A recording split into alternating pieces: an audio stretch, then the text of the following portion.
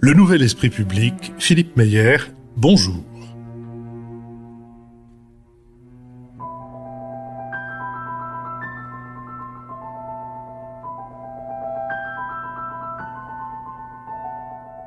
Bonjour, merci de nous avoir rejoints pour ce nouvel esprit public enregistré en public à l'école alsacienne que je remercie de son hospitalité.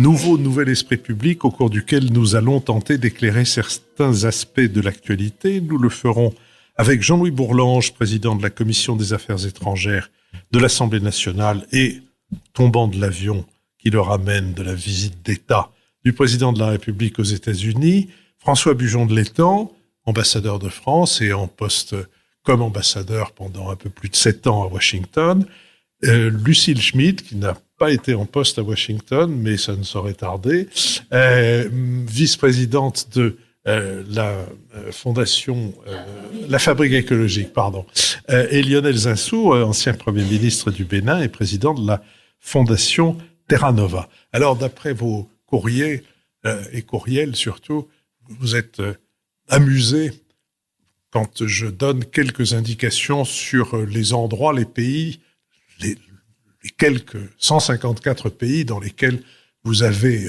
des auditeurs, et nous avons des auditeurs avec vous. Alors, je vous indique que nous en avons 4338 en Grande-Bretagne, 880 à Singapour, 198 en Argentine, 136 au Danemark, 42 à Oman, 6 en Moldavie, dont le vice-premier ministre et ministre des Affaires étrangères, et 2 au Curaçao, qui est un pays, pas complètement un pays, mais un pays quand même.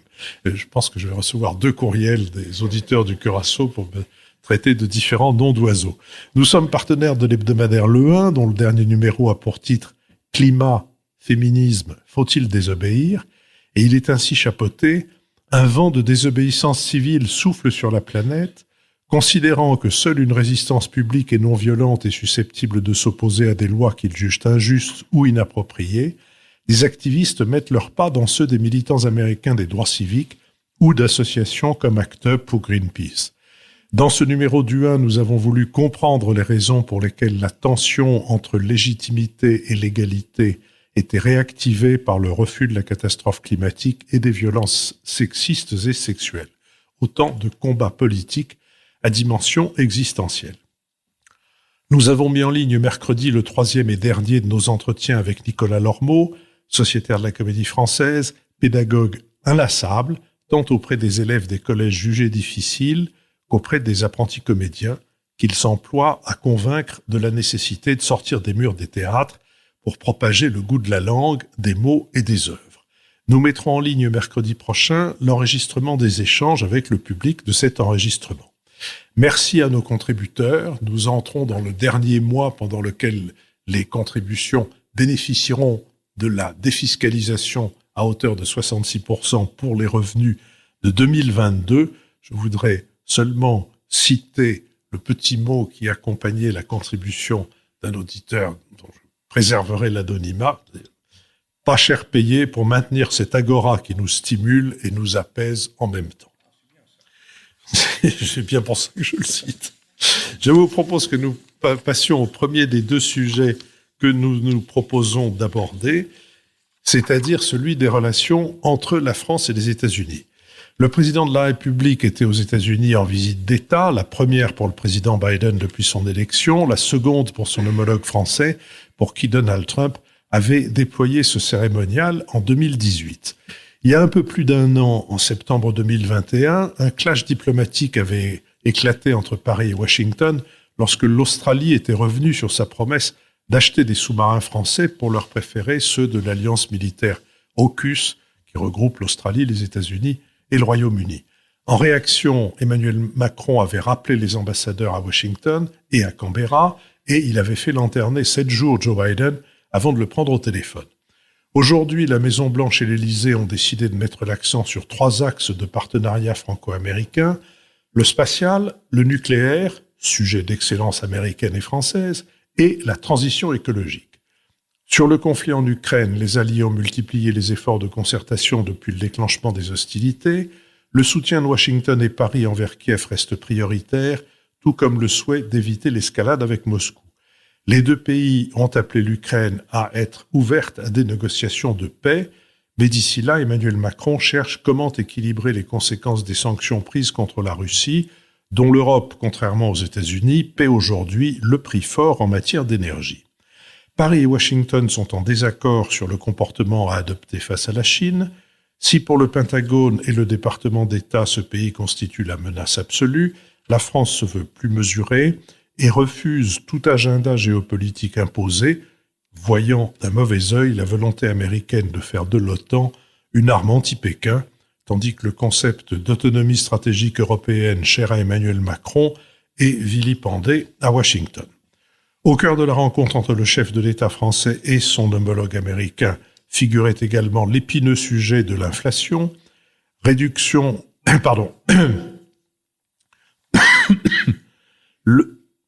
Le vaste plan de subventions et de bonifications fiscales accordé aux industriels américains pour accélérer la transition énergétique, ce plan a été jugé super agressif par Emmanuel Macron devant les élus américains. Les États-Unis ont promis d'étudier le sujet pour aboutir à une solution qui convienne à leurs alliés européens.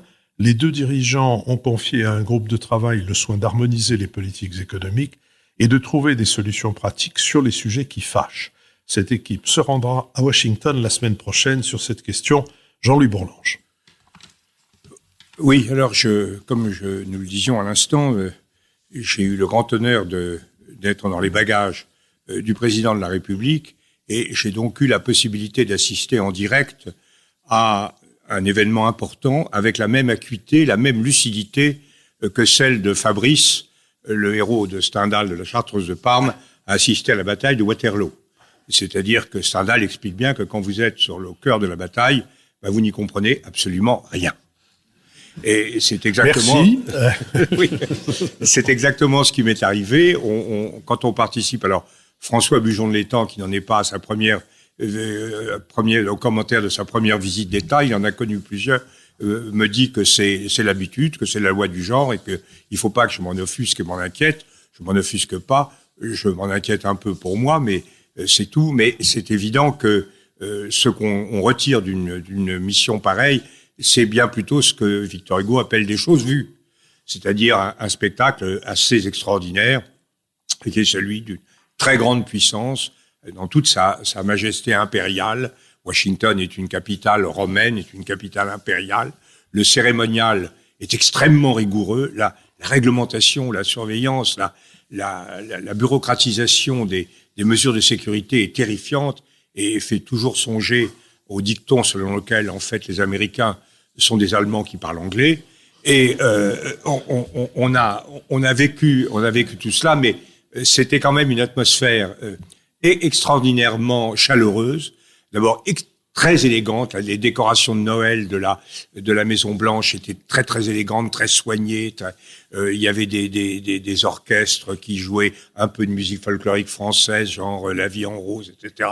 Un peu de jazz. Tout ça était très parfaitement équilibré. Les interlocuteurs étaient très agréables. Le secrétaire d'État, qui parle parfaitement français, est très agréable. Et qui a été invité de l'esprit public. Docteur, comme ils disent, Docteur Jill Biden, la femme, la First Lady, est très, très, très chaleureuse, très sympathique également. Donc c'était une atmosphère qui était, j'étais à côté au grand gala, à côté du chef de la majorité démocrate au Sénat, qui est un sénateur tout à fait sympathique, chaleureux, intelligent. Les hommes politiques américains ont vraiment de très grandes qualités de social. C'est une vie épouvantable. Quand on songe qu'un représentant est candidat tous les 2 ans, qui doit réunir un trésor de guerre absolument fabuleux, c'est un casse-tête chinois. Je sais pas comment ils arrivent à vivre. Donc tout ça était très bien. Alors sur le fond, c'est très simple.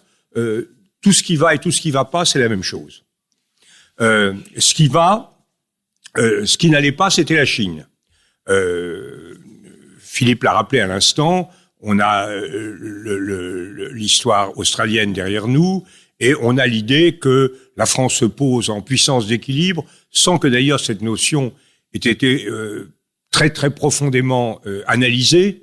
Le seul point d'interrogation, c'est que de temps en temps, la puissance d'équilibre s'écrit avec un S à équilibre, et de temps en temps sans S. Donc, puissance d'équilibre, ce qui évidemment inquiète les États-Unis, qui voient une sorte de risque d'équidistance entre la Chine et les États-Unis, et nous acharnons simplement à dire que non. Ce qu'il faut, c'est avoir un rapport équilibré avec la Chine, où la coopération nécessaire en matière climatique ou dans d'autres, en matière économique, et en matière, ce qui n'est pas le cas actuellement, en matière pandémique, équilibre la concurrence systémique avec laquelle nous sommes engagés.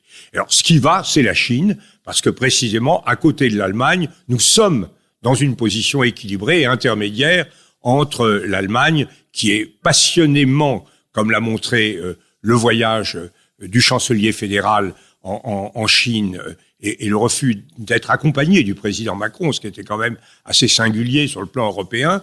Le voyage en Chine du chancelier Scholz a montré l'extrême sensibilité du patriotisme allemand, qui est un patriotisme assez largement industriel, au maintien de relations très étroites avec la Chine. Là, nous sommes plutôt dans une situation d'équilibre, c'est le cas de le dire, entre les deux. Ce qui n'allait pas, c'était l'armée, et ce qui va, c'est la défense. Mais avec beaucoup d'incertitudes. Nous partons d'une situation de crise liée. Il y avait les sous-marins, mais bien plus profondément que les sous-marins. Il y avait l'idée que le pivot américain vers la Chine et que la concurrence, alors là, systémique, que Trump avait cru pouvoir identifier entre l'Allemagne et les États-Unis, faisait que nous pensions être au bord d'un désengagement américain en Europe, il y a avant l'invasion ukrainienne, et que donc le président Macron avait parlé de mort cérébrale de l'OTAN. Moi, j'ai toujours dit que c'était une légère erreur de diagnostic, je l'ai dit ici d'ailleurs, que nous étions simplement en coma. La différence est assez évidente. La mort cérébrale, c'est sans issue. Le coma, on en ressort. Et là, effectivement, les Américains, c'est là où les choses sont très, très positives. Les Américains qui ont toujours reconnu une complémentarité des rôles, notamment, nous ont toujours assisté indirectement dans nos entreprises africaines, entreprises ô combien difficiles.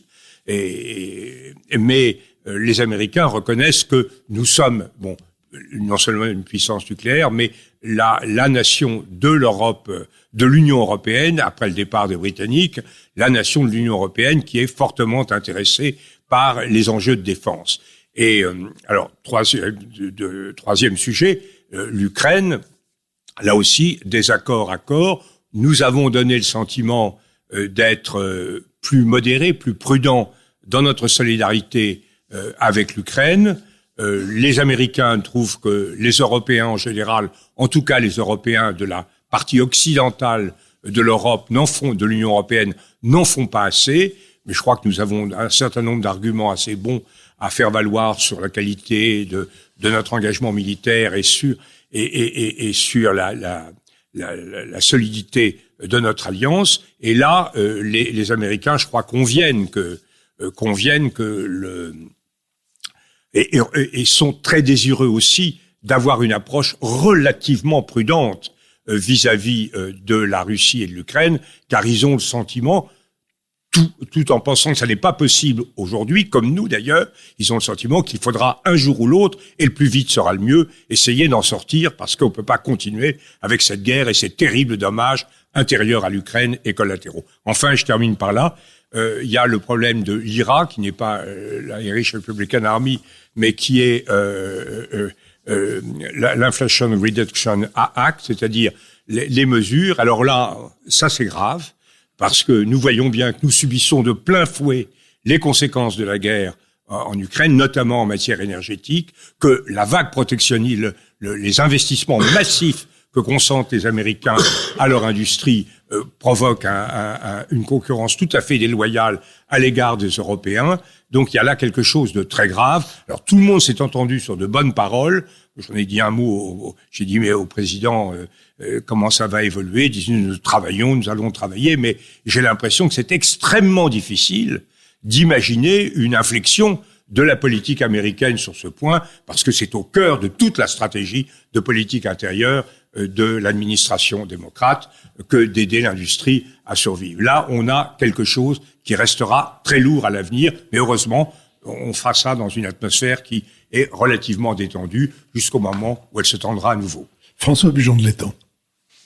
Alors, il y aurait tant de choses à dire que Oui. je ne sais pas par où commencer, mais la visite d'État, vous venez d'en parler, mon cher Jean-Louis, oui, c'est pour ça que je le trouvais un peu haut, en effet. Merci. La visite d'État, elle s'est bien passée. Elle ne pouvait pas d'ailleurs ne pas bien se passer.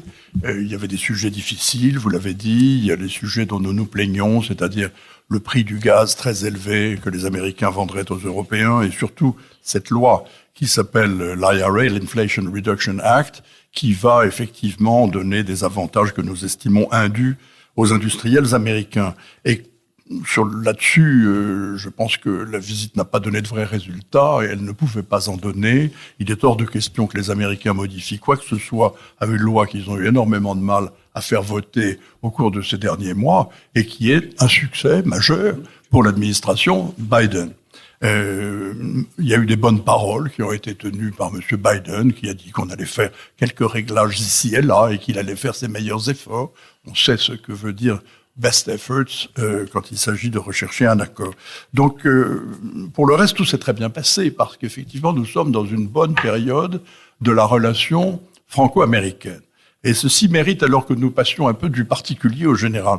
La relation franco-américaine, si vous permettez que j'en fasse un survol en 30 secondes, un survol historique, elle a deux siècles d'âge. J'adore souligner le fait que la France a toujours fait la guerre à peu près tout le monde pendant son histoire, mais que nous n'avons jamais été en guerre avec les États-Unis d'Amérique. C'est une singularité très grande. C'est le seul pays auquel nous n'ayons jamais fait la guerre. Nous avons toujours été alliés. Comment ? Le Danemark. Il y a le Danemark aussi, cité par François Mitterrand dans le Parlement européen, franchement, dans l'hilarité générale. Oui, dans l'hilarité générale.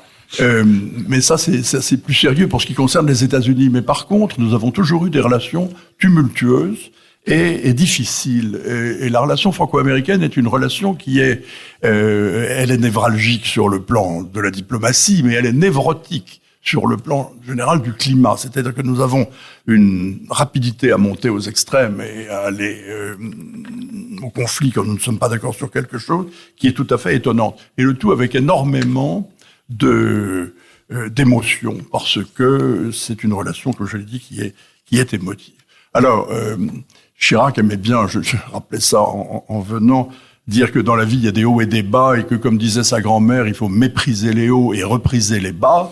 Je pense que c'était une assez bonne formule, effectivement. Et là, il ne faut pas mépriser le haut, mais il faut avoir conscience du fait que nous sommes dans une phase qui est conjoncturellement bonne pour la relation franco-américaine et que c'est pour cela que les choses se passent plutôt bien. Une phase très basse, nous en avons eu une il n'y a pas très longtemps avec, vous l'avez rappelé Philippe, cette alliance qui s'appelle l'AUKUS, qui a été négociée dans notre dos, dans le Pacifique, entre l'Australie, le Royaume-Uni et les États-Unis, et une brouille diplomatique extraordinaire qui date d'il y a à peine plus d'un an. Et c'est ce qui explique le fait que cette visite d'État ait eu lieu d'ailleurs maintenant. Parce que nous avons eu un peu tendance en France à nous gargariser du fait que c'était la première visite d'État organisée par l'administration Biden, que c'était la deuxième visite d'État dont bénéficiait le président Macron après avoir été reçu dans les mêmes conditions en 2018 déjà à Washington, et que c'était tout à fait exceptionnel et que ça montrait la place exceptionnelle que la France occupe dans le cœur ou dans l'esprit des États-Unis. C'est là où je dis qu'il faut un peu mépriser les hauts parce que c'est trop. C'est trop de hype. C'est pas tout à fait comme ça que ça se présente. Pourquoi cette visite d'État a-t-elle eu lieu ? Pourquoi est-ce que M. Biden, effectivement, a choisi d'inviter le président Macron pour la première visite d'État d'un hôte étranger ? Je pense essentiellement pour clore définitivement l'épisode de 2021. Ça ne coûtait pas cher, c'était une façon d'honorer le président français dont il doit convenir dans son fort intérieur. On l'a quand même assez maltraité à l'automne 2021. Et par conséquent, je crois que c'est à cela que nous devons cette bonne manière. Donc il ne faut pas en tirer de conclusion générale. Et sur le plan euro-américain, cette visite venait assez naturellement aussi parce que le contexte stratégique aujourd'hui a complètement changé par rapport à ce qu'il était avant, disons, le 24 février 2021, c'est-à-dire avant l'invasion de l'Ukraine par l'armée russe. D'un seul coup, la focale a été ramenée sur l'Europe, et aux yeux d'un pays, les États-Unis, qui ne se préoccupait plus que de la Chine, qui avait fait pivoter l'essentiel de sa politique étrangère et de sa politique de défense vers le Pacifique, qui n'a songé qu'à se désengager des guerres extérieures, se désengager du Moyen-Orient, se désengager d'Europe, voilà que la catastrophique initiative stratégique de M. Poutine ramène les États-Unis en Europe et les y ramène physiquement, puisqu'ils y ramènent des équipements, ils y ramènent des troupes, ils y ramènent un état-major qu'ils vont installer en Pologne. Donc, stratégiquement, si vous voulez, c'est un changement de paradigme complet. Donc, il est normal que les États-Unis se tournent vers l'Europe dans ces conditions. Et au fond, à qui parler en Europe pour l'instant ? Et là, si vous vous mettez dans la peau d'un diplomate américain, vous voyez que les choses sont moins évidentes qu'elles ne l'ont été dans le passé. Les Américains, rappelait Jean-Louis, sont des Allemands qui parlent l'anglais. Je crois que cette formule est très juste. J'ai toujours dit, moi, pour ma part, que chez les Américains, le côté saxon l'emportait de très très loin sur le côté anglo. Et d'ailleurs, j'ai le souvenir, et vous l'avez aussi sans doute, que la dernière visite en Europe du président Obama, dont je rappelle que le vice-président s'appelait Joseph Biden, était pour Berlin, où il est allé rencontrer Madame Merkel, sans s'arrêter à Paris, ni même y faire une escale, et il a littéralement confié l'avenir de l'Europe à l'Allemagne, en la personne de Madame Merkel. Aujourd'hui, il y a en Allemagne une coalition qui n'a pas encore fait ses preuves, avec un chancelier qui n'a pas non plus fait les siennes et qui, par surcroît, a fait cette malheureuse expédition à Pékin tout seul. Ça n'a plu que très médiocrement aux États-Unis. On ne va donc pas parler aux Allemands. On peut plus parler aux Anglais, il n'y a plus d'Anglais. Ils sont portés disparus, ils ont dû tomber quelque part dans la Manche ou peut-être dans l'Atlantique, mais il n'y a plus d'Anglais, ils sont occupés avec le Brexit. Il n'y a plus d'autres interlocuteurs, au fond, que la France et les pays de l'Est. Mais recevoir la France, parler avec elle, resserrer les boulons de l'Alliance, c'était une très bonne occasion. Et c'était une très bonne occasion pour le président de la République française, qui n'a pas dû s'en priver dans les entretiens avec le président Biden, de faire valoir aux Américains que l'intérêt bien compris des États-Unis est d'avoir une Europe forte, et aussi forte que possible. Lucile Schmitt. Oui, merci Philippe. Évidemment, je pense que comme ça a été rappelé, ce voyage d'État est une manière de juger le caractère extraordinairement organisé du protocole américain. Je crois qu'on sait aussi que c'était présenté également comme une visite de travail et on voit bien que le protocolaire l'a emporté sur la question du travail. Ça me semble être un point essentiel. La deuxième chose que je voulais dire, c'est que il me semble malgré tout que la rencontre entre Joe Biden et Emmanuel Macron a montré que la France a un statut, comme vient de le dire François, qui est un statut particulier. C'est une puissance qui a une politique et une vision globale, comme les États-Unis. On peut parler avec elle de l'Asie-Pacifique, même si on est en désaccord sur les questions d'Asie-Pacifique. On peut parler avec elle de la Chine, et on sait bien que la position d'Emmanuel Macron par rapport à la Chine est sans doute plus proche de celle de Joe Biden que ne l'est celle d'Olaf Scholz. Il y a derrière ça, évidemment, les questions économiques, parce que je rappellerai que la Chine est le deuxième partenaire de l'Allemagne, deuxième partenaire commercial. En France, ce n'est que le 5e partenaire, donc on est dans des situations asymétriques. Et puis, troisième point qui me semble important, rappelons-nous de ce qu'était la bromance, comme on l'a appelé, brother romance, entre Donald Trump et Emmanuel Macron. Là, ce n'est pas de la bromance. À l'évidence, le protocole intervient et même les formules amicales sont qualifiées d'amitié diplomatique. Mais dans cette amitié diplomatique, il y a un savoir-faire de Joe Biden qu'on peut apprécier, y compris, vous le savez, entre ce dîner sur les bords du Potomac, dans le restaurant favori des Biden, restaurant italien, restaurant européen. Donc il y a un savoir-faire de Biden qui a été très important. La troisième chose qu'on peut dire, c'est qu'Emmanuel Macron a été aussi égal à lui-même dans sa capacité à dire les choses, à parler vrai, comme ça a été mis en avant par l'Élysée. Est-ce que parler vrai, ceci dit, a servi à quelque chose ? Jean-Louis et François ont parlé de l'Inflation Reduction Act, qui est au fond le grand œuvre de ce que vient de réussir Joe Biden sur le plan législatif, alors même qu'il a perdu la majorité à la Chambre des représentants. Donc il est évident qu'il n'y aura pas d'inflexion sur l'Inflation Reduction Act, mais Emmanuel Macron, là je trouve, a été très audacieux, puisqu'il a rencontré Elon Musk lorsqu'il a été à la Nouvelle-Orléans. Ça me semble important de le souligner. souligné. Il y a le voyage d'État protocolaire à Washington, et puis il y a ce qui s'est passé à la Nouvelle-Orléans. Et à la Nouvelle-Orléans, qu'est-ce qu'il a fait, Emmanuel Macron? Donc avec Elon Musk, il a parlé des voitures électriques, il a parlé des batteries, alors que le désaccord sur l'Inflation Reduction Act porte essentiellement sur ce sujet, avec le fait qu'il y ait une subvention très importante de $7 500 sur les véhicules électriques fabriqués aux États-Unis avec des pièces qui viennent de certains pays qui, pour l'instant, ne sont pas les pays européens. Donc, une capacité de martingale d'Emmanuel Macron que je trouve intéressante. Et ce qui m'a semblé également intéressant, c'est que en Louisiane, à la Nouvelle-Orléans, Emmanuel Macron a d'une certaine manière ressuscité l'histoire franco-américaine. Vous rappeliez, François, qu'il y a 200 ans d'histoire. Et je trouve que là, il y a eu une espèce d'intensité de caractère beaucoup plus charnel que ce qui s'est passé en termes de protocole à Washington. Donc, il me semble qu'à Washington, Joe Biden a carrément réussi ses objectifs et Emmanuel Macron a été, malgré un très beau discours et un discours de parler vrai, plutôt cornérisé, disons-le. En revanche, avec le rebond en Louisiane et à la Nouvelle-Orléans, il a montré qu'il était aussi quelqu'un qu'on ne pouvait corseter dans le protocole et ça me semble être un point très essentiel. Déjà, la visite de Pompidou en Louisiane avait marqué la renaissance ou la tentative de renaissance de soutenir la francophonie. De Gaulle était allé en Louisiane. Et De Gaulle était aussi allé en Louisiane. Lionel Zinsou.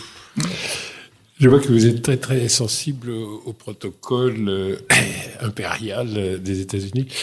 Le premier visiteur du président Nixon, pour honorer une très grande puissance, c'était mon oncle, le président du Dahomey en 1968.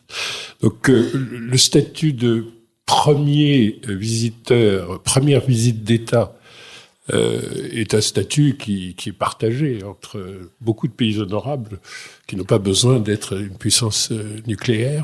Les honorons d'être au niveau du Dahomey. Voilà. Sauf qu'il n'y a plus de Dahomey, mais... Oui, du coup, sous le choc, on l'a rebaptisé Bénin. D'autre part, évidemment que les visites présidentielles, ce sont des choses vues, elles ont comme particularité, effectivement, d'avoir été tellement préparées que, en fait, on acte un certain nombre de choses dans les conversations.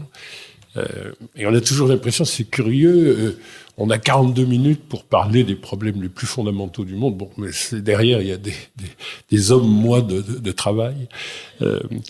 Et puis, il y a un rythme extraordinaire. Mais les États-Unis peuvent être extrêmement désagréables pour les visiteurs. Le président en exercice du Bénin n'a pas pu être reçu par le président Trump parce qu'on considérait que nous n'étions pas un gouvernement peut-être assez démocratique, c'est un peu singulier. C'est sûr que c'est pas parce qu'il est noir. Non, ça aurait été au contraire une raison d'être encore mieux reçu. Et le secrétaire d'État, M. Pompeo, a réussi à recevoir le président de la République 14 minutes. Ce qui n'est pas, même si tout est très préparé, quand même un signe que la relation est profonde. Donc effectivement, une visite officielle, c'est très particulier comme cérémonial. Mais objectivement, de ce point de vue, c'était quand même un très grand succès. Mais la première aussi avait été un grand succès parce que il y avait eu le fameux repas au Mont Vernon chez Washington lui-même. Donc, à chaque fois, effectivement, il y a quand même des éléments marquants sur la puissance française. Ce qui fait du bien parce que je crois que devant l'opinion publique française, parfois, on n'a pas tellement l'impression d'être encore une grande puissance, puisqu'il y a cette espèce de blues incroyable sur le déclin français. Donc ça, c'était vraiment un démenti à cela. Alors, curieusement, la presse a parlé de protectionnisme américain, de retour au protectionnisme américain. Je ne crois pas que le point essentiel de savoir si il faut ou pas entrer dans une guerre commerciale avec les États-Unis parce que ce qu'ils sont en train de faire est un repli sur eux-mêmes. Non, c'est pas du protectionnisme, c'est une sorte de déni de la concurrence loyale avec effectivement des aides très importantes aux entreprises. Mais qu'est-ce que le programme européen, le Green Compact? Faut demander à Lucille, mais 750 milliards pour les industries et l'effort de transition énergétique, avec mise en commun des dettes dans l'Union européenne, c'est quand même assez proche, franchement. Donc, il y a un non-dit là qui est assez curieux sur l'automobile qui est effectivement au cœur du système. Comme la France, en général, refuse d'admettre qu'elle est le pays au monde qui achète le plus d'actifs productifs à l'étranger. Et que la modalité française d'être dans la mondialisation, c'est d'acheter les actifs productifs des autres. Bon, Chrysler est une entreprise dont l'état-major est à Rueil parce qu'il appartient à Stellantis et il appartient à Peugeot. Donc faire un tout petit peu attention, c'est assez mêlé. Les entreprises européennes ont à l'intérieur des États-Unis d'importantes positions.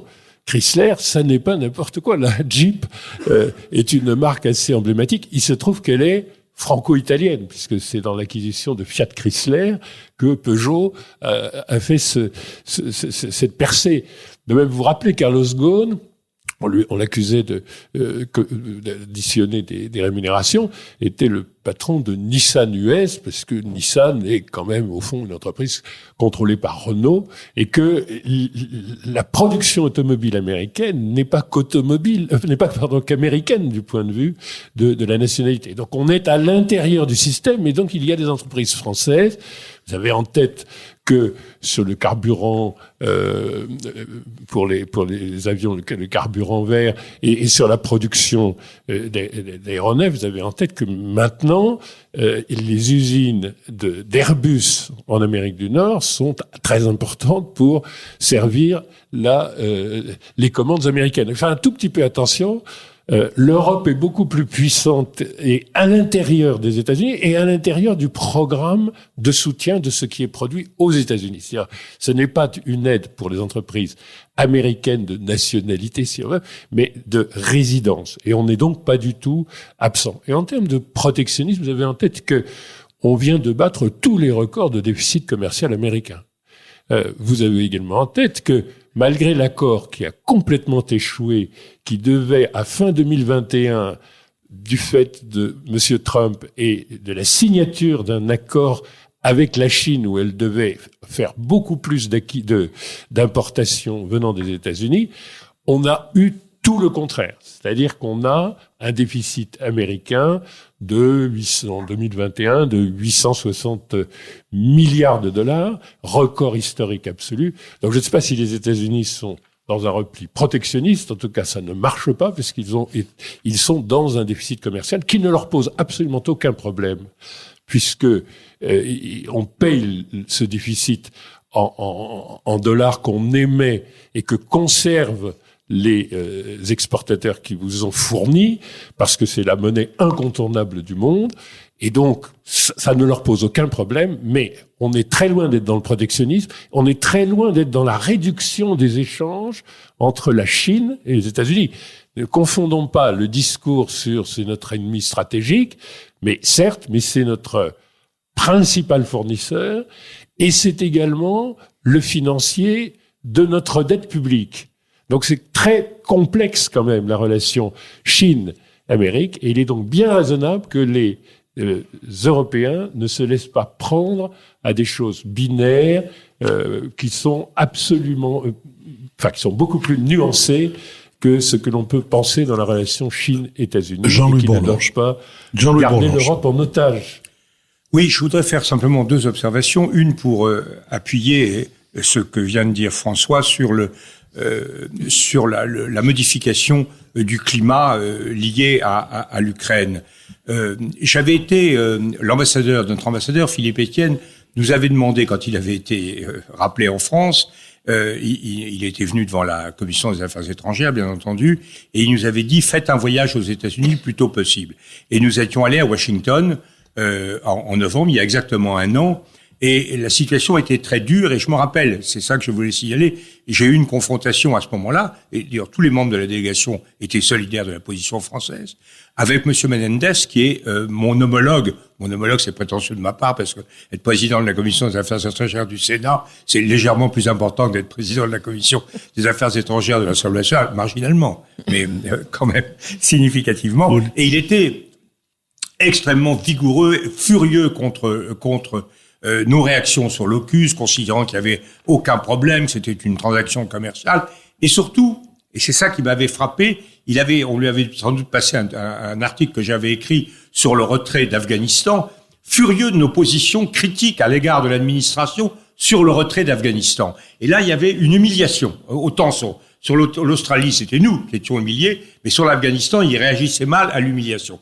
Et là, je l'ai retrouvé, et je pense que c'est vraiment la conséquence du réinvestissement américain en Europe et l'apaisement des relations. J'ai retrouvé un Menendez extrêmement affable, aimable, dans la conversation qu'on a eue avec le président Macron, avec les 9 dirigeants du Congrès. Ça m'a paru vraiment un changement d'attitude extrêmement profond. Pour la seconde remarque, pour réagir à ce que dit Lionel, je crois que c'est vrai. Tout le monde croit que l'autre est plus protectionniste que soi. Et d'ailleurs, nous faisons aux États-Unis à peu près le même reproche que nous faisons à l'Allemagne, en disant que son plan aide. Bon, et c'est vrai. Et Madame Vestager, la commissaire compétente, a rappelé en des termes zinzouesques, si j'ose dire, qu'il fallait absolument éviter une guerre économique, une guerre commerciale avec les États-Unis. Mais il est vrai que Mme Vestager, qui a d'énormes qualités, est un peu sensible aux sirènes américaines. Mais elle avait sans doute raison, pour les raisons qu'a expliqué Lionel, qu'il fallait éviter cela. La seule différence, c'est que quand on se met à subventionner massivement l'économie, il y a ceux qui en ont sous le pied et ceux qui n'en ont pas sous le pied. Et les Allemands en ont sous le pied, les Américains n'en ont pas sous le pied, mais ils ont la planche à billets, ils font ce qu'ils veulent, et nous sommes assez vite coincés. Et là, il y a une chose. Et puis, Lionel, pour l'instant, c'est vrai ce que vous dites sur la Chine, mais les décisions sont quand même très, très fortes, les intentions sont très fortes. Il n'est pas du tout évident que dans 4 ou 5 ans, on ait la même situation de relations économiques, commerciales entre la Chine et les États-Unis, notamment la concentration des Américains sur la guerre technologique crée quand même une situation qui est vol discriminatoire à l'égard de la Chine, et ça ne sera pas sans conséquence. Je vous remercie. Je sens autour de cette table des frustrations de ne pas pouvoir poursuivre le débat sur ce sujet, mais je rappelle que chaque fois que nous sommes ici à l'école alsacienne, nous avons la chance d'avoir une deuxième partie avec les auditeurs et que par conséquent, nous pourrons revenir sur un certain nombre de points de ce premier sujet et peut-être aussi du second que nous allons aborder maintenant et que nous avons intitulé « Que reste-t-il du macronisme et de la Macronie ?» Le président Macron a entamé un second mandat sans avoir de majorité dans une Assemblée nationale où les oppositions sont déterminées et combatives. Le projet d'une gouvernance par le compromis et par des alliances au cas par cas, à la manière illustrée par Michel Rocard entre 1988 et 1991, ce projet s'est transformé en utilisation à répétition du 49.3. Une large majorité des amendements déposés par les oppositions n'a pas été retenue par le gouvernement, alors même que ces amendements avaient pu être votés par une majorité de députés. Pensé à l'origine comme un dépassement du clivage gauche-droite, le macronisme apparaît aujourd'hui englué dans cet antagonisme. La main tendue par le président de la République en octobre dernier, à droite aux députés LR et à gauche aux députés du petit groupe Liberté, Indépendants, Outre-mer et Territoires, n'a pas encore été saisie. Au sein de la majorité, des dissensions existent. Le groupe phare de l'aile gauche, Territoire et Progrès du ministre du Travail Olivier Dussopt, s'est divisé autour de son intégration à la Maison commune Renaissance. Certains députés se plaignent de leur manque d'influence sur l'agenda de la majorité, laquelle, avec la réforme de l'assurance chômage ou le report de la date du départ à la retraite, leur semble pencher à droite. L'incertitude créée par cette assemblée inédite et par une scène internationale instable et imprévisible depuis l'agression russe en Ukraine pèse sur le gouvernement qui doit faire face pêle-mêle à la crise du système de santé, à l'augmentation de la dette, à la misère de l'institution judiciaire, à l'inflation, à la dégradation des transports en commun, et à des difficultés d'approvisionnement en énergie qui l'ont conduit à mettre en place un plan de coupure d'électricité cet hiver. Selon une étude d'Opinionway pour les Échos, 70% des Français trouvent peu lisible la politique énergétique du gouvernement, et il en est de même sur l'écologie et le dérèglement climatique. 53% des Français jugent insuffisante l'action de l'exécutif, alors que le président voulait en faire une des priorités de son second mandat.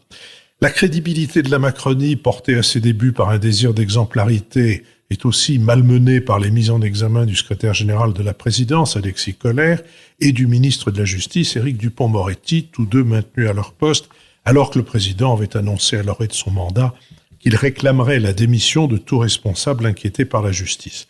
Le rebond de l'affaire McKinsey, les Uber Files, qui touchent directement Emmanuel Macron, et l'enquête ouverte sur ses comptes de campagne de 2017 et de 2022 sont autant d'éléments qui alourdissent entre l'Élysée et les médias, et peut-être aussi entre l'Élysée et l'opinion, un climat tendu. Sur cette question, Lucille Schmitt.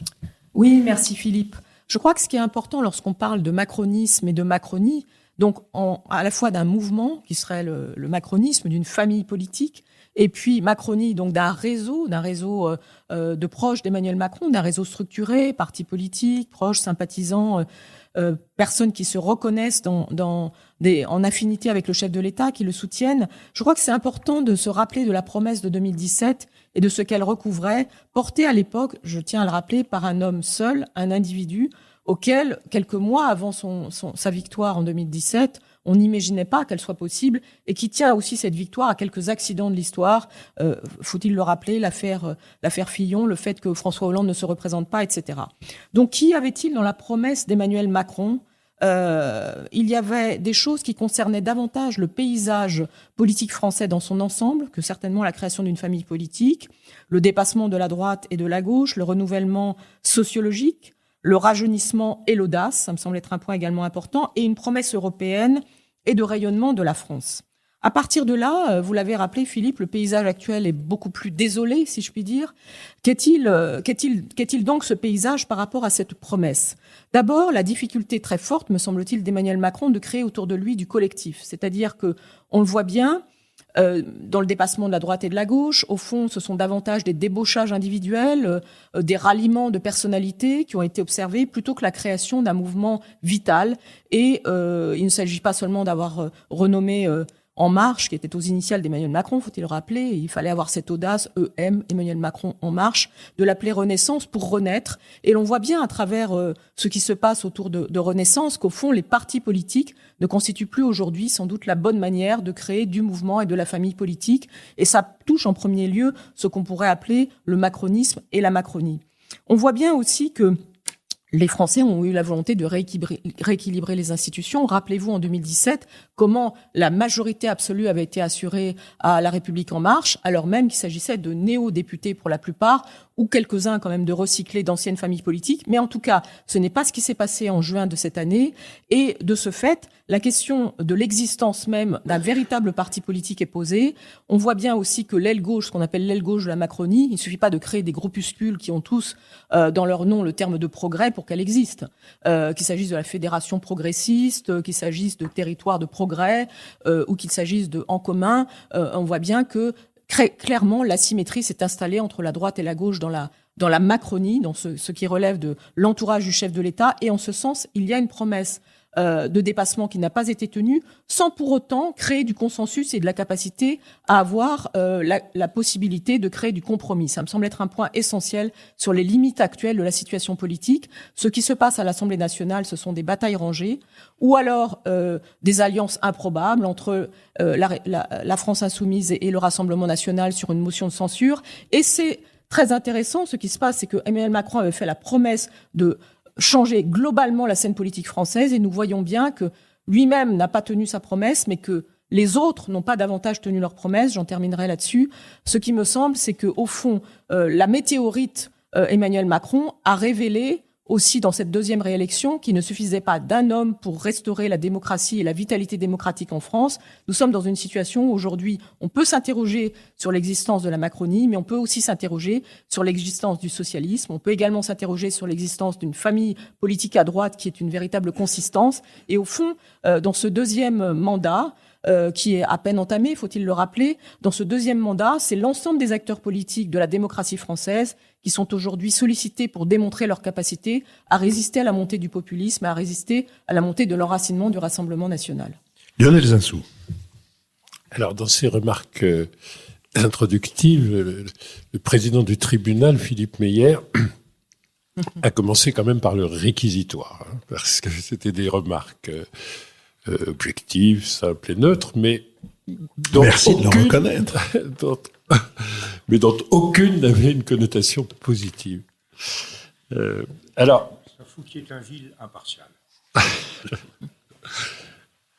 Moi, j'ai toujours un regard légèrement décalé, puisque parfois un peu étranger, et donc je regarde l'image de la France, je regarde le président de la République a charmé le cheikh il y a quelques semaines, je le vois rassemblant un certain nombre d'intellectuels et de décideurs à Paris dans son forum sur la paix et la sécurité, je le vois le lendemain, quelques jours auparavant à Bali et quelques jours après à Bangkok, ce qui nous rappelle quand même que la France est assez mondiale, pas seulement sur le plan économique et des actifs économiques, comme je le disais, mais avec au fond ces terres australes, ces terres dans le Pacifique, dans l'océan Indien, dans la mer des Caraïbes.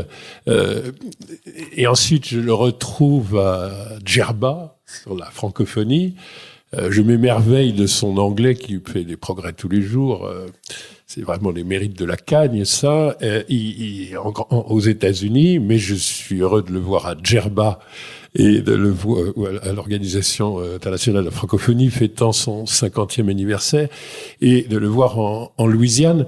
Il y a une dimension internationale de la Macronie, du macronisme. Il y a une méthode qui consiste à parvenir à garder, alors je ne sais pas si ça fait l'admiration des diplomates, enfin moi ça fait la mienne qui est candide, si vous voulez, une capacité de garder le lien, y compris avec des hostiles, une façon d'être lié à Donald Trump sans être compromis par cette amitié, et une façon de travailler avec Vladimir Poutine qui est assez utile probablement pour la résolution du conflit, même si ça ne vous rend pas très populaire dans les pays d'Europe de l'Est. Enfin, grosso modo, je pense qu'on a renoué avec une fonction présidentielle qui incarne une puissance française.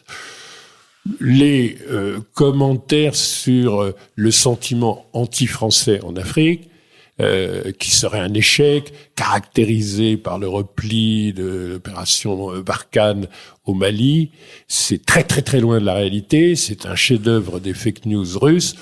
La vérité, c'est que la France a de plus en plus d'influence en Afrique, simplement pas exactement au même endroit, beaucoup plus aujourd'hui en Égypte, beaucoup plus en Éthiopie, beaucoup plus en Afrique de l'Est, beaucoup plus en République sud-africaine, beaucoup plus au Nigeria que dans le pré-carré francophone, ça c'est possible, mais c'est une expansion forte de l'influence française, qui est regardée en France comme tout le monde nous déteste en Afrique. La preuve, on a expulsé l'ambassadeur de France à Bamako. Bon, c'est triste. On n'a pas pu faire de rétorsion parce qu'on avait déjà expulsé l'ambassadeur du Mali de France 2 ans avant. Donc, on n'a pas pu être dans une opposition virile, monsieur le président de la Commission des Affaires étrangères. Mais enfin, c'était déjà fait, si vous voulez. Donc, faire très, très, très attention. Il y a au moins cette dimension internationale du personnage et de cette volonté du en même temps qui s'est également un concept fondé sur les deux inspirations philosophiques du président Macron, Paul Ricoeur et Machiavel, objet de ses travaux d'étudiants et de son DEA, le en même temps qui permet quand même d'être réélu, au fond, seul président non en cohabitation ayant été réélu, chose qui ne figurait pas dans le réquisitoire d'introduction. Et cette position, je trouve qu'elle est également perçue comme cela à l'étranger et très largement nié devant l'opinion française. Mais moi, je crois qu'en l'occurrence, c'est le regard du monde sur la France, qui n'est nullement dépréciatif, qui traite vraiment de la méthode Macron qui fonctionne très bien à l'intérieur et à l'extérieur. Donc, Paul Ricoeur, Machiavel et Google Maps, si je vous ai bien compris. François Bujon de l'Étang. Oui, moi je crois que ce que vient de dire Lionel Zinsou sur la présence internationale de la France vaut à peu près pour tous les présidents de la République qui ont précédé M. Macron, M. Mitterrand, M. Chirac, le général de Gaulle, M. Pompidou, M. Giscard d'Estaing, avaient une grande présence internationale. Et les présidents de la République adorent incarner, bien entendu, le caractère universaliste de la pensée française. C'est un des axes cardinaux de notre présence. Donc, je ne pense pas que ce soit un vrai révélateur de la puissance française. Par contre, l'œil que l'étranger pose sur la France, lui, évolue, et c'est à lui qu'il faudrait s'intéresser. Mais moi, je voudrais en revenir à le sujet tel que Philippe l'a posé. Que reste-t-il du macronisme ? Je trouve paradoxal que, au début d'un second mandat, et alors que M. Macron a encore 4 ans et demi à faire, dans le calendrier normal, on puisse se poser la question, que reste-t-il du macronisme et de la Macronie ? C'est en soi un paradoxe. Je reconnais que les débuts du second mandat sont difficiles, qu'il n'y a pas de majorité parlementaire, qu'il faut gouverner à coup de 49-3, ou ce qui jusqu'à présent était d'ailleurs une spécialité des gouvernements socialistes, puisque c'est M. Rocard et M. Valls qui ont le plus gouverné par 49-3. Mais l'absence de majorité, l'obligation de constituer des majorités d'idées, presque pour chaque sujet qu'on aborde, tout ceci pèse beaucoup sur le début du nouveau mandat. Mais il faut probablement prendre un peu de recul et se dire, mais au fond, qu'est-ce que c'est le macronisme ? Est-ce que ça existe ? Est-ce qu'il y a un macronisme en réalité ? Il y a un Macron, ça c'est évident. Il y a le destin tout à fait extraordinaire d'un homme qui a réussi en 2017 à se faire élire dans les conditions que vous savez et qui a en effet réussi à se faire réélire 5 ans plus tard. C'est en soi tout à fait extraordinaire. C'est plus facile de dire ce que le macronisme n'est pas.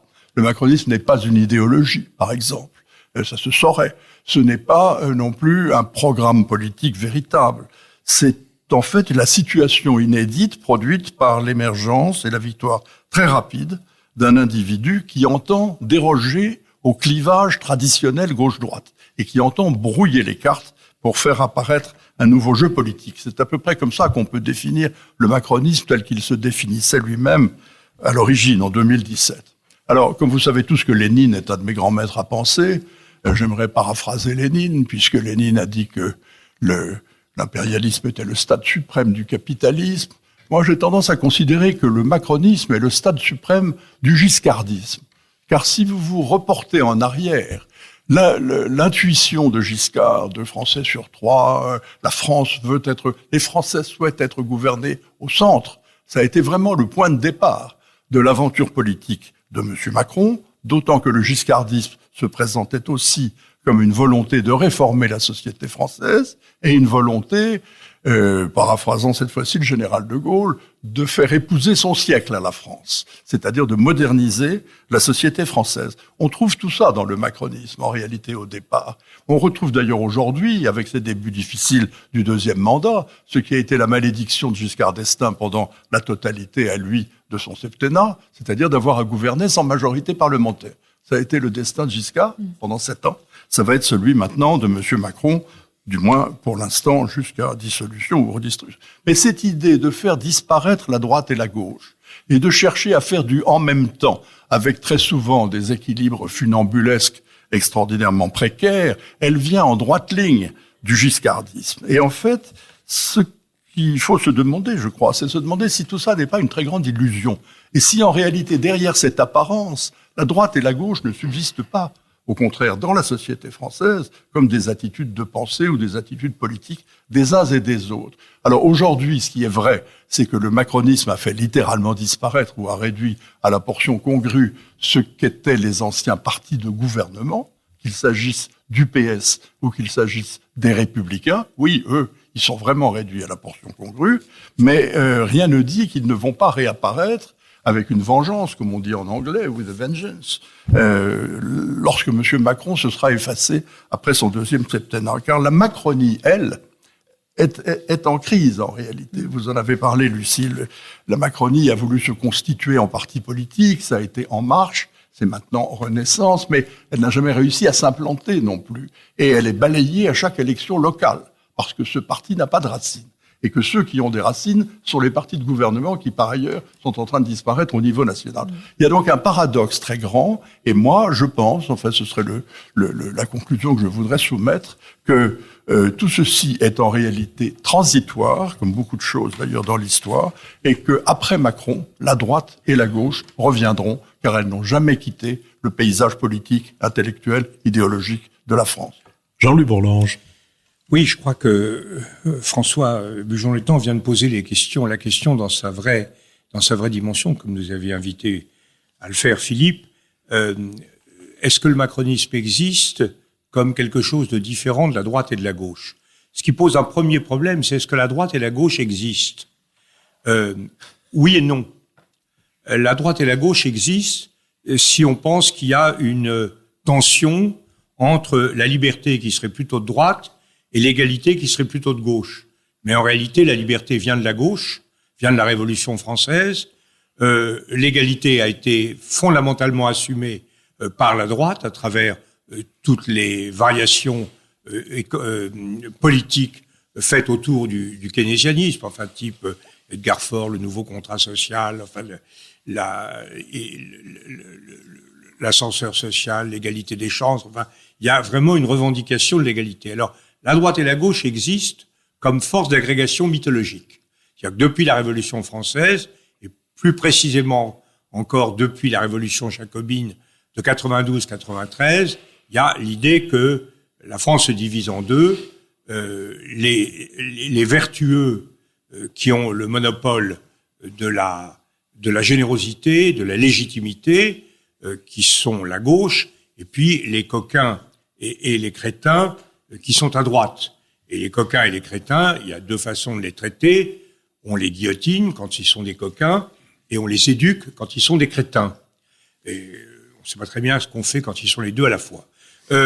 Et donc, on a cette matrice qui a été toujours fondamentale dans l'affrontement droite-gauche, qui est que la gauche ne reconnaît pas, parce qu'elle ne croit pas à la pluralité des intérêts légitimes. Ça a été très bien analysé par Gérard Grimbert dans son livre sur le socialisme. L'un des problèmes du Parti socialiste, c'est de ne pas croire à la pluralité des intérêts légitimes. Donc, quand on est en situation de divergence, c'est qu'on est en fait en situation d'infériorité morale. Ça, Macron, ça existe. La droite-gauche existe profondément sur ce plan-là. Mais, en réalité, quand on regarde la droite et la gauche, on s'aperçoit, telles qu'elles sont dans leurs valeurs, on s'aperçoit qu'elles sont l'une et l'autre profondément divisées et que cette division ne permettait plus de fonctionner. À gauche, on avait un choix entre un refus de l'économie de marché, un refus de l'ouverture des frontières, et puis d'un côté et de l'autre, une social-démocratie. Et ce qui n'est pas tout à fait la même chose, un social-libéralisme qui était tourné vers l'acceptation de l'économie de marché, de l'économie ouverte, organisée, et vers l'État-providence sous différentes formes. À droite, on a également une tension extrêmement forte entre un identitarisme autoritaire qui est hérité de l'ancien régime matiné de bonapartisme, et puis d'autre part, une pensée libérale politiquement, libérale économiquement, libérale socialement, libérale culturellement, qui est assez très puissante et en même temps relativement minoritaire, relativement faible dans les milieux populaires. Donc on a ça existe. Mais ce qui s'est passé, ce que Macron a estimé nécessaire, c'est de face à la montée de cette gauche anticapitaliste, anti-économie de marché, et de cette droite identitariste, il a estimé qu'il y avait, on pouvait créer une nouvelle frontière politique rassemblant tous ceux qui pouvaient se réunir sur cette affaire, sur la défense de la démocratie représentative au point de vue politique, la défense d'un État social sur un État manifesté notamment par l'État-providence, et sur une organisation multilatérale, donc européenne et accessoirement atlantique, de la vie internationale. Donc ça, il estimait qu'il y avait un fondement. Et je crois que cette idée est juste. Simplement, elle se heurte dans la pratique à différentes oppositions. Alors, je crois que le bras levé de l'animateur, Monsieur Philippe Meyer, semble signifier que j'ai épuisé mon temps. Alors, je dirais simplement pour conclure que effectivement, la mue n'a pas été faite, on n'a pas donné à la démocratie représentative de nouvelles lettres de noblesse. On reste dans une dérive un peu autoritaire. Ce qui a été tenté en termes de démocratie participative avec les conventions est très insuffisant. En matière sociale, on a inventé quelque chose de très important qui est le social, une sorte d'État-providence combiné avec la restitution du pouvoir aux individus, un individualisme providentiel, mais on a négligé le problème central de l'ascenseur social. Sur le plan européen, on a affirmé des options très fortes en faveur de l'Europe, mais on n'a pas un projet européen extraordinairement clair. Et sur le dernier point, sur l'écologie, on est resté un peu à la remorque du modèle écologique traditionnel, qui est un modèle utopique et non pas stratégique, et qu'on a simplement modéré. Donc je crois que tout est à refaire, et tout est à faire, pas à refaire, tout est à faire, tout est à continuer. Donc de ce point de vue-là, le macronisme pourrait avoir un avenir, mais les structures partisanes ne sont pas au rendez-vous. Pour l'instant, le macronisme n'existe pas en tant que formation partisane. Il n'est ni un vrai parti rassemblant la droite, la gauche et le centre, ni une confédération de partis rassemblant une formation de gauche qui serait clairement identifiée, une formation et qui serait bien nécessaire pour lutter contre la NUPES, une formation du centre, celle-là, elle existe, mais le centrisme, chacun sait, j'en fais partie, que c'est une brouette de grenouilles. Dès que la brouette bouge, les grenouilles s'évaporent. Et troisièmement, une droite qui, elle aussi, est forte, mais est divisée au sein de la Macronie entre trois leaders, Le Maire, Philippe et Darmanin. Donc tout est à inventer sur le plan politique pour que tout soit à continuer sur le plan économique et social. J'admire la lucidité avec laquelle Jean-Louis interprète mes mouvements de bras et la totale absence d'effet des 10 mouvements de bras et de cette interprétation. J'ai fait une longue conclusion de une seconde partie. Mais l'heure a sonné de notre dernière séquence, la séquence des brefs, que j'ouvrirai en signalant que le film de 1986 de Bertrand Tavernier, Autour de minuit, restauré, est sorti ces derniers jours dans différentes salles à Paris et ailleurs. C'est l'histoire d'un musicien, un saxo-ténor, abîmé par la drogue, rongé par la solitude, qui rencontre à Paris un de ses admirateurs, lequel s'échine à lui faire remonter la pente. L'admirateur, Francis, dans le film, c'est François Cluzet. Le saxo-ténor Dale Turner, dans le film, c'est Dexter Gordon. Et dans la distribution, Herbie Hancock, qui signe aussi la musique qui a été oscarisée, Martin Scorsese, Christine Pascal, Benoît Régent, John Berry, Philippe Noiret, Eddie Mitchell et Marcel Zadini. Bertrand Tavernier présentait ainsi ce film. D'abord, disait-il, il y a eu une photo de Lester Young, seul dans une chambre d'hôtel minable, attendant l'inspiration ou la mort. Autour de minuit est une rêverie à partir de cette photo, une rêverie sur un homme fatigué de tout, sauf de la musique, et sur les rapports entre cet homme qui vit de création et un autre, plus jeune, qui vit d'admiration. Je pouvais m'identifier à Francis, me laisser comme lui porter par la musique, essayer dans la dramaturgie d'en retrouver la liberté, la légèreté, la fluidité, respecter dans la mise en scène le rythme des sentiments, filmer comme les musiciens construisent un chorus, sans idée préconçue ni parti pris. Bref, il fallait simplement que je regarde tous ces personnages et que je les laisse me dicter le film. Lucille Schmid. Oui, merci Philippe. Moi, je voulais recommander la lecture d'un roman écrit par Miguel Bonnefoy. Ce roman s'appelle L'Inventeur, il est paru chez Rivage. Je ne sais pas si vous connaissez Miguel Bonnefoy, mais c'est un romancier, un jeune romancier franco-vénézuélien qui a un merveilleux talent de conteur. Il a écrit notamment Le Voyage d'Octavio. Et là, dans L'Inventeur, il revient sur le fabuleux destin d'Augustin Mouchot, qui est complètement ignoré aujourd'hui. Vous ne trouverez jamais même une page Wikipédia sur Augustin Mouchot. C'est un passionné du soleil, fils d'un serrurier bourguignon, et qui va, tout au long du 19e siècle, en fait, vivre des épisodes extraordinaires en créant différents héliopompes, comme on dit. Et il va aller à la fois en Algérie, où va faire fleurir le désert grâce au soleil. Il va exposer à l'exposition universelle de 1878, rencontrer bien sûr Napoléon III et connaître un destin ultra tragique. Et ce qui est très intéressant, c'est que Miguel Bonnefoy proclame qu'il n'aime pas la politique, qu'il se tient vraiment à distance de la politique. Et donc, à travers ce conte philosophique, il parle de cette façon dont on invente des choses, dont on mène la recherche loin du politique. Et ainsi, il nous invite à replacer ces enjeux écologiques et énergétiques dans ce qu'ils sont, des aventures humaines, des questions culturelles, et aussi, comment dirais-je, des parcours extraordinaires. Je crois que ça nous invite tous à devenir des créateurs et des inventeurs. François Bujon de l'Étang. Eh bien, puisque cette semaine qui vient de s'écouler était dominée par l'actualité franco-américaine, j'ai nourri mes réflexions sur le sujet en sortant de ma bibliothèque un livre qui n'est pas nouveau, il date de 2002, mais qui garde absolument toute sa pertinence et son actualité, dont je recommande vivement la lecture, un livre de Philippe Roger, qui s'appelle « L'ennemi américain ». Je dis bien « l'ennemi américain », ne pas confondre avec le livre d'Éric Branca sur l'ami américain, qui est tout à fait autre chose.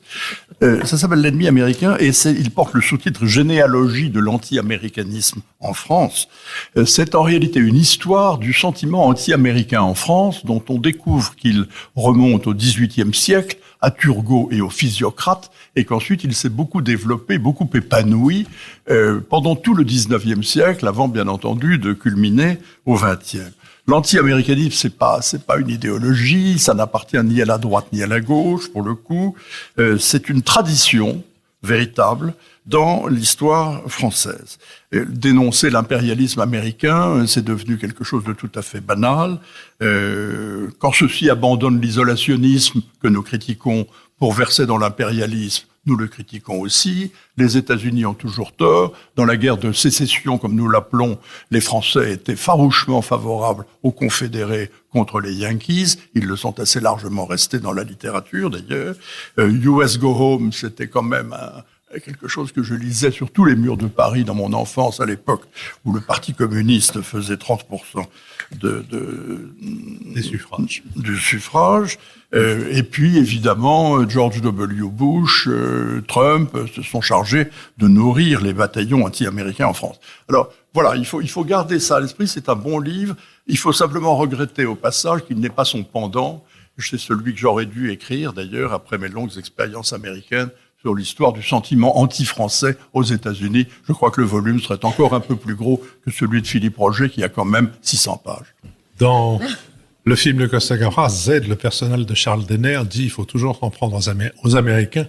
Si tu ne sais pas pourquoi, eux, ils le savent. » Voilà. Et Jacques Julliard avait coutume de dire que l'anti-américanisme, c'est le socialisme des imbéciles. Jean-Louis Bourlange.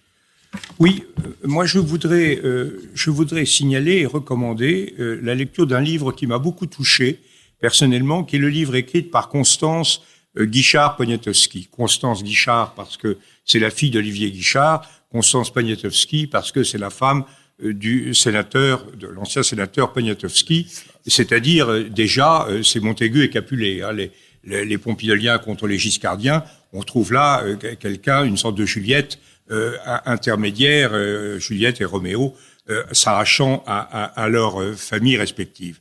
En réalité, ce livre est extrêmement touchant. Je le dis parce que il parle d'un monde, d'une époque, d'une équipe de gens, d'hommes et de femmes que j'ai personnellement connus et je trouve que Constance Guichard le décrit très bien. C'est un livre qui est un témoignage personnel d'une époque vraiment révolue et dont j'ai mesuré en lisant le livre à quel point cette époque qui était la mienne était profondément révolue. Cette époque qui, pour moi, comme pour beaucoup de ceux qui ont plus de 60 ans, moi j'ai encore un peu plus, était la loi normale, en fait, sans qu'on y fasse attention, la loi où tous les responsables politiques étaient des hommes, où les relations entre les parents et les enfants n'étaient pas du tout ce qu'elles sont aujourd'hui, et tout ce monde apparaît comme très profondément lointain. C'est le témoignage de la fille d'un homme, au sens traditionnel du terme, c'est-à-dire les hommes de naguère qui s'occupaient pas beaucoup de leur famille, de leurs enfants, qui les voyaient grandir et qui ne s'occupaient moins encore des filles. Les filles, c'était les filles, c'est tout. Et Olivier Guichard avait vraiment cette caractéristique. Deuxièmement, c'est la fille d'un homme politique engagé alors avec une rigueur, un dévouement, exceptionnel aux côtés du général de Gaulle. Lui, dont le père avait été chef de cabinet de l'amiral Darlan pendant la guerre, s'était engagé à 20 ans et était devenu le principal collaborateur le plus personnel du général de Gaulle dès le RPF. Et cette fidélité à l'égard de Gaulle et ce dévouement à l'égard de Gaulle n'a d'égal que son relatif désintérêt pour sa famille. Et c'est un homme politique, comme je le disais, d'une époque tout à fait révolue. Et je crois que, moi, personnellement, ce livre bien écrit, d'une femme qui a beaucoup souffert de tout cela, qui exprime effectivement sa difficulté d'être la fille de cet homme politique qu'elle admire et dont elle regrette en même temps, puis c'est la fille aussi d'un couple adultérin. Madame Guichard vivait plus ou moins avec Monsieur Roger Frey.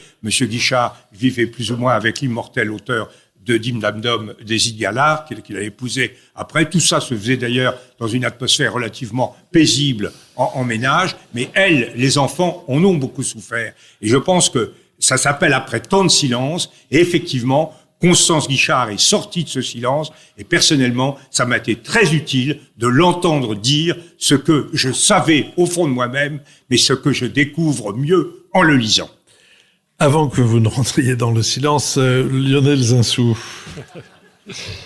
Alors moi, je me suis demandé, dans une conjoncture quand même un peu difficile, dans laquelle on va avoir des délestages, des récessions techniques dans certains pays, des récessions tout court dans l'année 2023 en Europe, qui ne va pas être le continent le plus protégé, etc.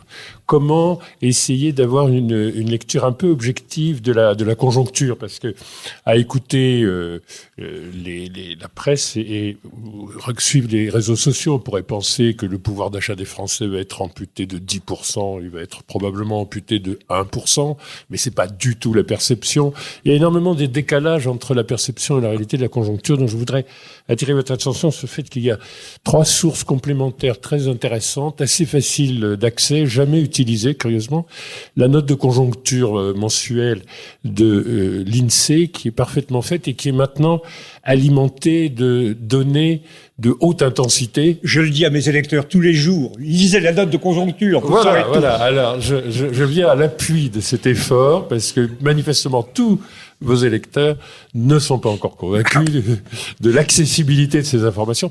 Il y a maintenant, sur la conjoncture, une capacité de suivre la conjoncture à la journée, à la semaine, parce qu'on utilise des données de haute fréquence, notamment les clics sur Google, les dépenses par carte de crédit, par secteur, etc. Donc on a fait des progrès considérables qui ne se retrouvent absolument pas dans les perceptions de l'opinion. La Banque de France, avec des enquêtes très approfondies auprès des entreprises, des ménages, montrant que les ménages, à ce jour, considèrent qu'ils ont une des meilleures situations financières personnelles qu'ils aient jamais eues, tout en pensant que le pays a une des plus mauvaises situations financières qu'il ait jamais eues.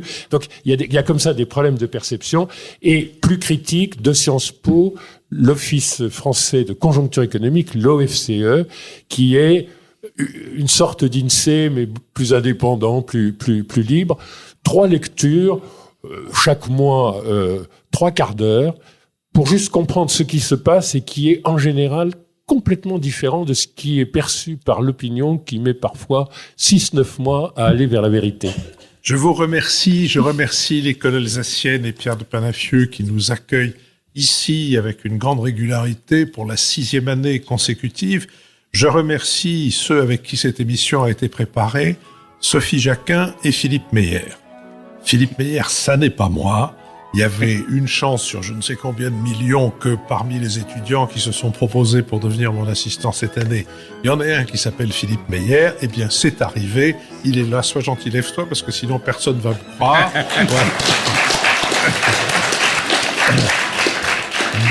Mais merci de votre témoignage. Benoît Carré qui assure le compendium, le compte-rendu analytique de cette émission, compendium auquel vous pouvez, depuis maintenant 15 jours, vous pouvez vous abonner et donc le recevoir. C'est un abonnement distinct de celui de la lettre d'information. Vous pouvez le recevoir dans votre boîte aux lettres tous les mercredis que Dieu fait, et comme disait Alphonse Allais, et il en fait le bougre. Je remercie Laurie Galigani et Christian Saury qui ont enregistré cette émission. Je remercie aussi Julien Neuville et Nouvelles Écoutes qui la produisent. Je vous donne rendez-vous dans quelques minutes pour le prolongement de cette émission avec des échanges avec notre public qui seront, encore une fois, mis en ligne mercredi. Et est-il besoin que je vous rappelle que vos dons, contributions de toute nature, enfin pas de dons de toute nature en argent, ne nous envoyez pas des légumes ou des gigots, sont les bienvenus et que vous en êtes par avance remerciés, comme est remercié le public de l'école alsacienne.